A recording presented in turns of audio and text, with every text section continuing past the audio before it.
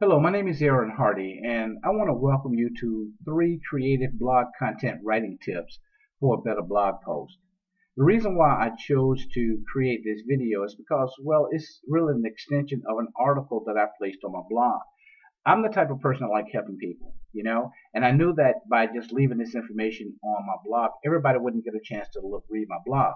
But I knew that if I create this video, I could impact more people by placing a quick video on the different video sharing sites on the internet, and a lot more people get an opportunity to view the material. You see, if you could just learn one thing from this material, that's great, because that's what this is about. This is about learning. It's about learning how to become a better blogger. And if there's just one thing, one little golden nugget that you can take from this quick video, you are well on your way to become a much, much better blogger. So with that being said, let's just jump into the meat and potatoes, more or less, of what this video is all about. In this video, you're going to learn 3 things. You're going to learn how to identify your peak time to blog. Number 2, you're going to learn why you need to blog every day. And number 3, you're going to learn why you need to resist your inner critic. And I chose that last because I think that's the number one thing that separates good bloggers from great bloggers. Let's see what I'm talking about. Tip number 1, you need to find your peak time to blog. Okay, you need to make blogging daily a high priority. Okay, I can't overemphasize that anymore. I know there's a lot of things that compete with your time on a day-to-day basis, and blogging is one of them. But no matter what you have going on in your life, if you're going to be a successful blogger, you have to push past that. You got to figure out a time to blog. Just get it done. I mean, I don't know how else to say that. Just get it done. And when you do, you're going to find that you're going to become a much better blogger, because you're going to not allow things to get in your way to keep you from what you really want to do.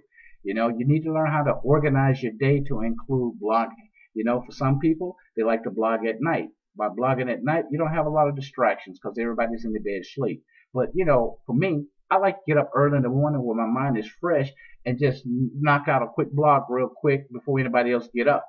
And by doing that, it allows me to be able to focus on the rest of the day on how I need to be making money on the internet. Okay. And once you have identified your peak time to blog, you need to stick to your blogging schedule. This is where you're going to have to tell your family, listen, this is the time that I blog. This is the time where I do what I do. And if your family members see that you are seriously committed to sticking to your blogging schedule, guess what? They're going to respect you, and they're going to respect that time, and they're going to give you everything that you need so that you can create your blog post. The second tip is you need to write every day to stay in your creative zone. See, when you write every day, you're going to automatically establish a habit of blogging every day.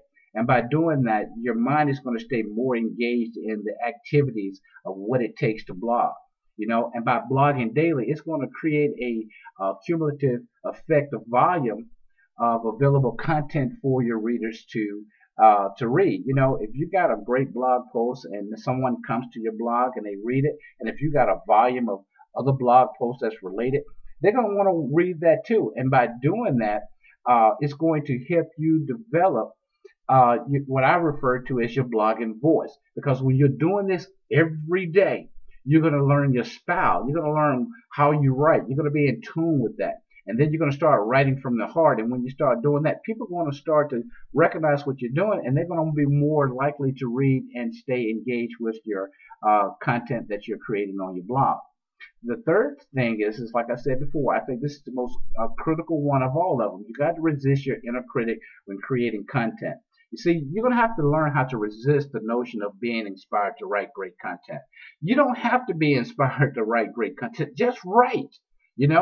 When you write, and not allow procrastination to rob you of your creative flow. When you create that blog post and you don't like it, guess what? You can always go back and edit the content to get that particular blog post to say exactly what it is that you want to say. Okay? So if you want to see a little bit more about what this article is about, go to my website, which is www.aaronhardy.net. You can read the entire article there.